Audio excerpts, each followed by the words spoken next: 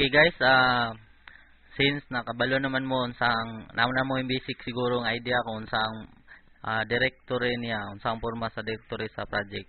So karon ipara nato siya. Okay. So run project.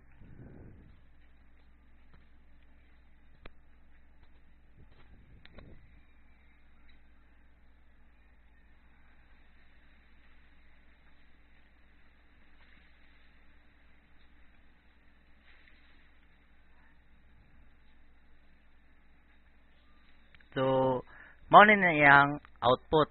So, ang pangalan niya X and Y cookbook. Din nasay tatlo ka menu, home, registration, then shopping cart, then sign in.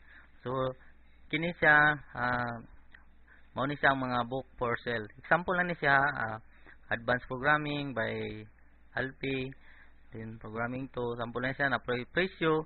Then add to cart, pila ka quantity. Simple lang jud kay ni siya.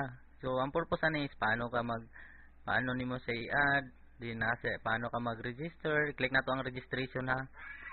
So under sa registration nasa sign up form, first name, last name, email, address, tapos phone number, credit card, Visa or Mastercard, credit number, then username, password, so then send. So then sa shopping cart, since wala pa man mo shopping cart, wala man ta nag-add, so zero man siya, dili pa nato siya mag-click. Empty shopping cart. Then napod siya sign in. Sa sign in, nasa duha ka option re. Kung returnee customer ka, so login na lang ka kay returnee man ka. So nasa sample diri nga login. Password niya, username Alpi, password Alpi. Then kung gusto mo mag-create og inyo register lang mo. So click niyo ang register, sign up lang gyapon mo. So mao ni siya sa registration, di ba? Then after mo mag-sign up, kung sa to yung password, kung sa to yung username, mo to yung gamiton diri sa username and password. So i-try nato ang Alpi and Alpi. Alpi and Alpi. Click sign in. So naka-sign in na ka. Shopping cart, pangalan sa imong mo ni siya shopping cart na program. So personal info mo ni siya. So your shopping cart is empty. So shop now. So shop now, pwede for example click na ko ni siya or back. So add to cart lang dito. Click na to siya, for example duha ka bukong paliton. So add to cart. So makita nato dre na siya shopping cart 1. So i-click na to siya shopping cart 1. Item 1, then quantity is 2. So, napod siya ikuha na rin. So, continue shopping. Add pa gid sa akin yung programming 4. So, tang nato rin 3. Add to shopping cart. So, makita nato na duha na kabuk yung sulod. So, are. Tapos, pila kabuk para di na siya amount. So, kung i-check out nato siya, check out, mana. Check out naman. Thank you. Your order is on process shopping. So, for example, kato siya kay naka-login man ta ato. For example, wala ta nag-login, log out na to ha. Ato ta sa home. So, magpalit ta. Wala ta nag-login. Pwede lang gyapon ni siya makapalit. For example, duha ka buok. Add to cart. So, makita nato siya na siya add to cart, na sulod ang shopping cart. So, karon gusto nato siya i-check out. So, kung wala ta naka-login kay ganina naka-login man ta no. So, i-check out no to nga wala ta nag-login unsa ang mahitabo. Click na to ha. Check out. So gawas dito siya mo adto sa login kay wala pa man siya naka-login. So karon gamito na to tong Alpi, then sign in. So continue check out. Okay. So success ang iyang pag-check out. So naka-login lang gyapon ta, sign out. So mao ni siya ang structure sa output sa program. So karon gusto na ako i-change ninyo ni siya. Kini change niyo ni siya sa kining X and Y, i-change niyo ni sa inyong pangalan. Then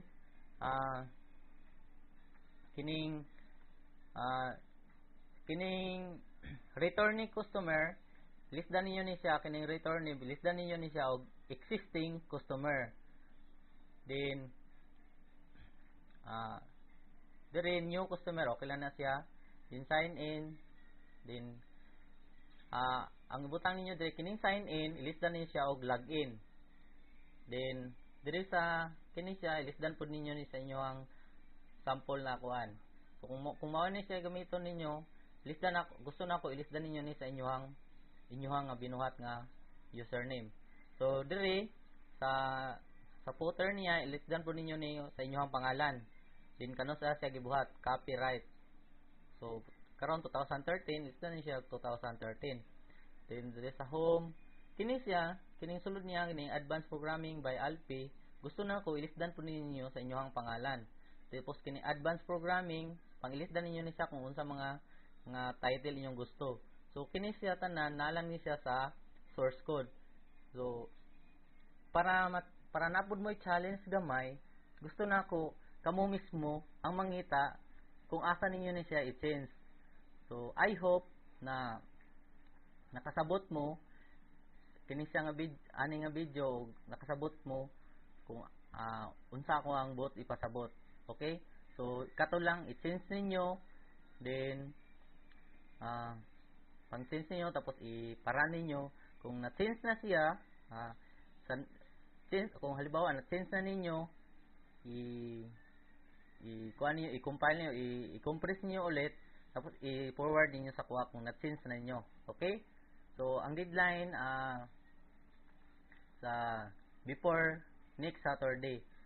So diri lang sa kutob ni nga video. Next nga video ipakita nako sa inyo kung paano ni siya i-compress, paano i-send sa email. So daghang salamat sa paglantaw ug pagpaminaw ani nga video. See you on next video.